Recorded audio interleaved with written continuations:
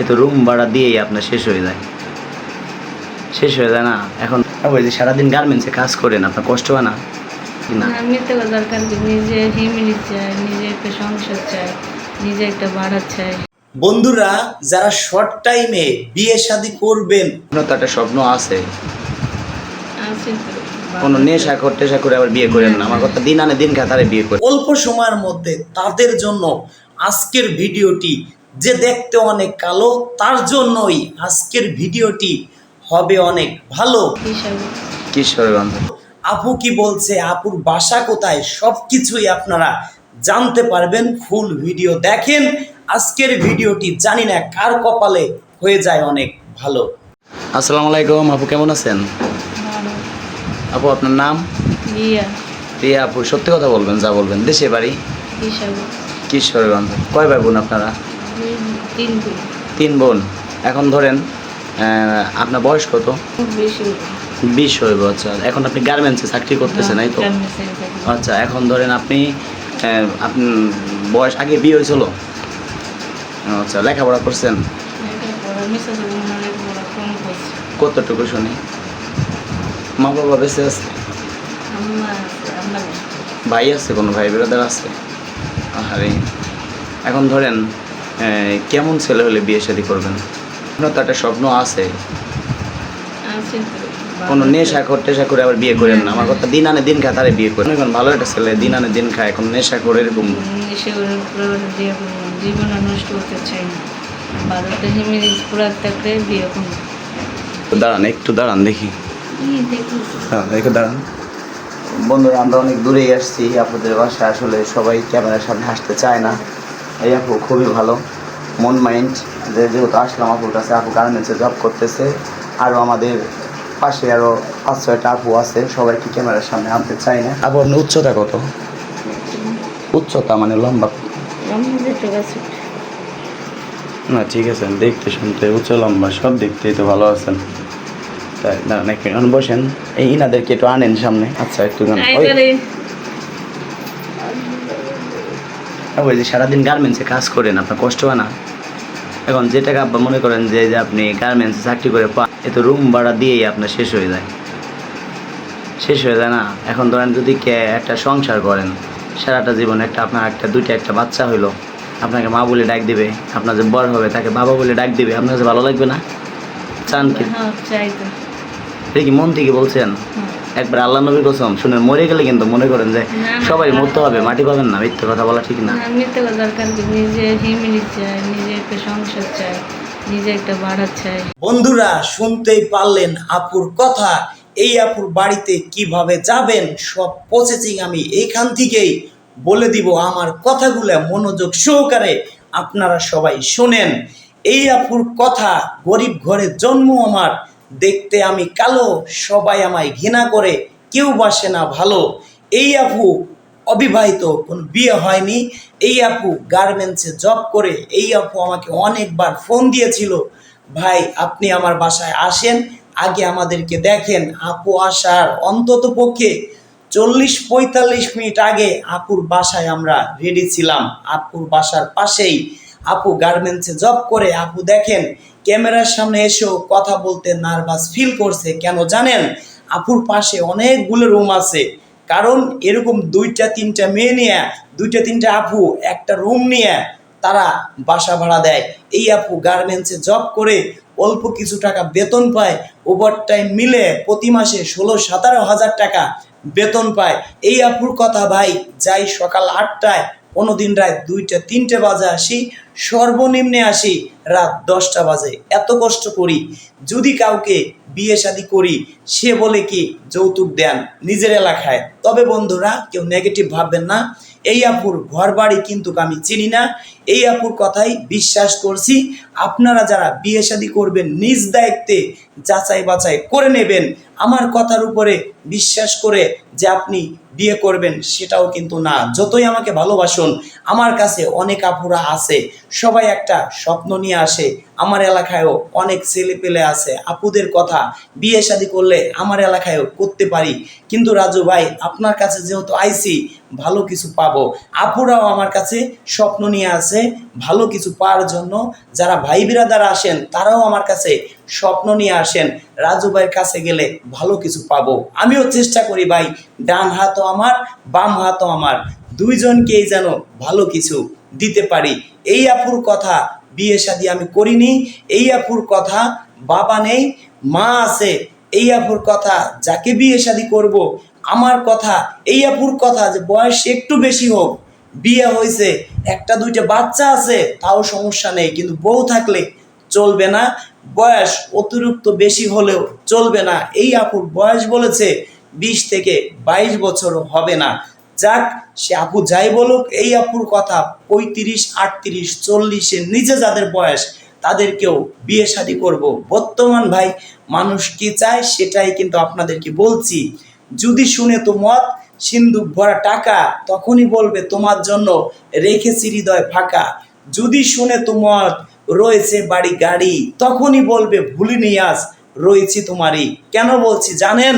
একজন মেম্বারকে কয়জন মানুষ ভালোবাসে? 500, 1000, 2000, 5000।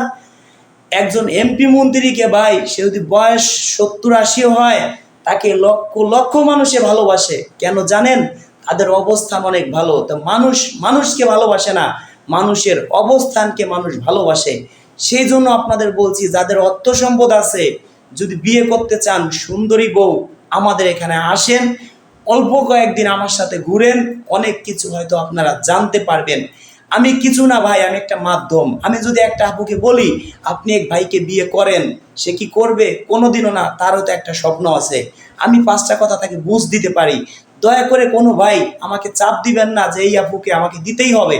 কারণ যদি ওই আপু আপনাকে চয়েস না করে, আমি সর্বোচ্চ চেষ্টা করব। একটা উকিল সর্বোচ্চ চেষ্টা করে তার মক্কেলকে যেভাবে হোক বাঁচাইতে হবে। আমিও আপনাদের জন্য সর্বোচ্চ চেষ্টা করি। একটা ভাই অনেক স্বপ্ন নিয়ে আমার কাছে আইছে, স্বপ্নটা যেন আমি বাস্তব করতে পারি।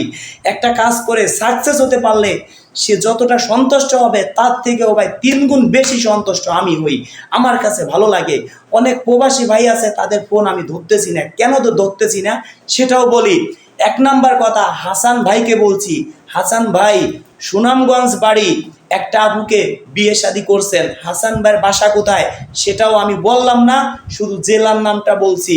হাসান ভাই বগুড়া বাড়ি, আর কিছু বললাম না। একটা আপুকে ফোনের মাধ্যমে বিয়ে শাদী করছিলেন। হাসান ভাইকে বলছি আপুর সাথে যোগাযোগ করেন দ্রুত, তা না হলে আপনার ছবি দিয়ে আমি ভিডিও বানাইতে বাধ্য হব। হাসান ভাইকে একটা আপুর নাম্বার দিছিলাম সিলেট সুনামগঞ্জের। ওই আপু কিন্তু অর্থ সম্পদ আছে, দেখতে মোটামুটি। ওই আপুর কাছ থেকে অনেক টাকা পয়সা নিয়ে সে ফোনের মাধ্যমে বিয়ে করছে। 4-5 মাস কথা বলছে, ফোনের মাধ্যমে বিয়ে করছে। তারপরে আর ওই আপুর কাছ থেকে কিছু টাকা পয়সা নেওয়ার পরে এখন আর যোগাযোগ রাখে না। দেশেও আসছিল, ওই আপুর সঙ্গে কথাও বলছে, কিন্তু কিছু টাকা পয়সা নিয়ে আপুর কাছ থেকে যোগাযোগ বন্ধ করে দিছে। আপুও বিয়ের সময় আমাকে রাখে নাই, ভাইও বিয়ের সময় আমাকে রাখে নাই। এখন আপু কান্নাকাটি করতেছে। আমি আপনার ছোট বোন, আপনি একটা ব্যবস্থা করেন। যেহেতু আমার কাছে পাত্রপাত্রী দুইজনেরই ছবি আছে, আমি যদি ভিডিও বানাই ছাড়ি, আইনের আওতায় বেশি দিন আনা লাগবে না। এবার আমি চিন্তা করলাম ভিডিও বানাই পরে ছাড়ি, আগে আমি ভিডিওতে বলি, দেখি তারা দুইজনের ভিতরে মান অভিমানও থাকতে পারে স্বামী স্ত্রীর মধ্যে। তাই দেখি তাদের মিলটা হয় কিনা। যদি ভিডিও বানাই ছাড়ি, আপনাদের অনেক মান সম্মান আছে ভাই, সেটা চলে যাবে। দয়া করে এরকম কাজ কেউ আমার সাথে করবেন না ভাই, কেউ মনে কষ্ট দিবেন না।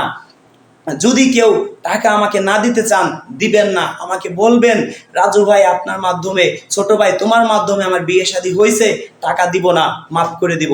কিন্তু যে ভাই আপনি যদি আমাদের সাথে সিটারি বাটপারি করেন, খুব খারাপ লাগে। প্রবাসী ভাইরা অনেক ভালোবাসে আমাকে, প্রবাসী ভাইরা খুব ভালো লোক। কিছু কিছু মানুষ আছে ভাই, দেখা যায় 5 জন 10 জন খারাপ, তাদের জন্য অন্য মানুষকে তো খারাপ বলা হবে না। সেই জন্য আমি আপনাদের বলছি, প্রবাসী ভাইদেরকে আমার বাসায় আসেন, ঘর বাড়ি দেখেন। আমার বাসায় আপনি 1 মাস সময় নিয়ে আসেন, আপনাকে 10 জায়গা দেখাবো। হয়তো যে জায়গায় আপনার চয়েস হবে সে আপনাকে দেখে চয়েস হবে, উভয় পক্ষে যদি চয়েস হয় আমি নিজে থাইকা বিয়ে শাদী করাই দিব। আবার যে ভাবতে পারেন যে ওই বিয়ের ভিডিও যদি রাজু ভাই ছাড়ে, না ভাই ভিডিও করব না, যদি অনুমতি দেন তাহলে ভিডিও করব, অনুমতি না দিলে ভিডিও করব না। অনেক ভাই আছেন 5,000 টাকা অ্যাডভান্স করছেন, নাম্বার দিয়ে দিছি, তারা বিয়ে করে নিছেন। আমি যদি আপনাকে এখান থেকে বসে 10 জন আপন নাম্বার দেই, একজনের সাথে আপনার ফোনের মাধ্যমে বিয়ে হয়ে যাবে। আপনারা সংসার করবেন, আমাকে আর চিনবেন না।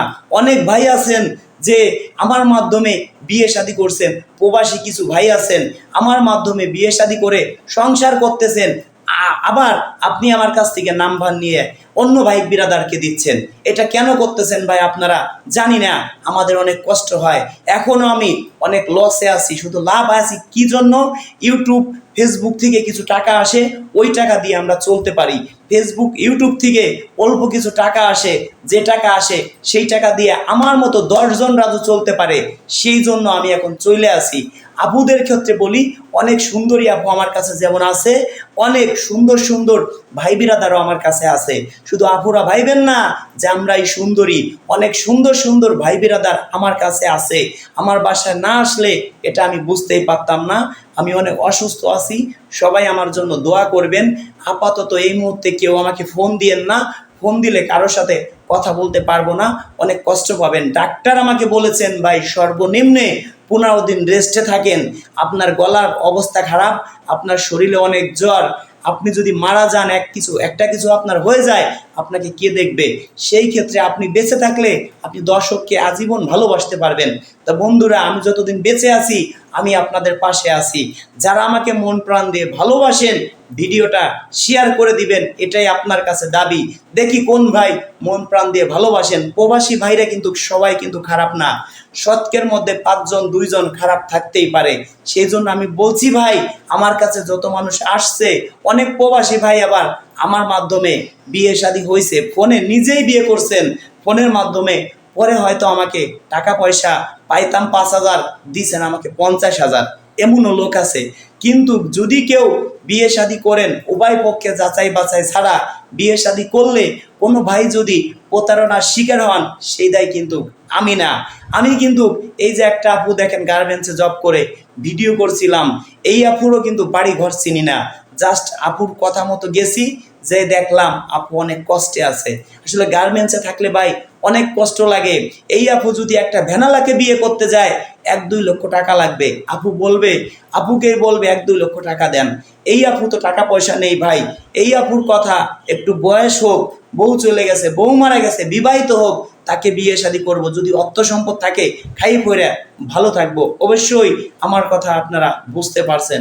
বন্ধুরা, কথায় কোনো ভুল ত্রুটি থাকতেই পারে, যদি থেকে থাকে, অসুস্থ যেহেতু আছি, ভুল থাকতেই পারে, ক্ষমা করে দিবেন। মন প্রাণ দিয়ে যারা ভালোবাসেন, আজকে দেখবো এই ভিডিওটি কতজন মানুষে শেয়ার করেন। ধন্যবাদ সবাইকে।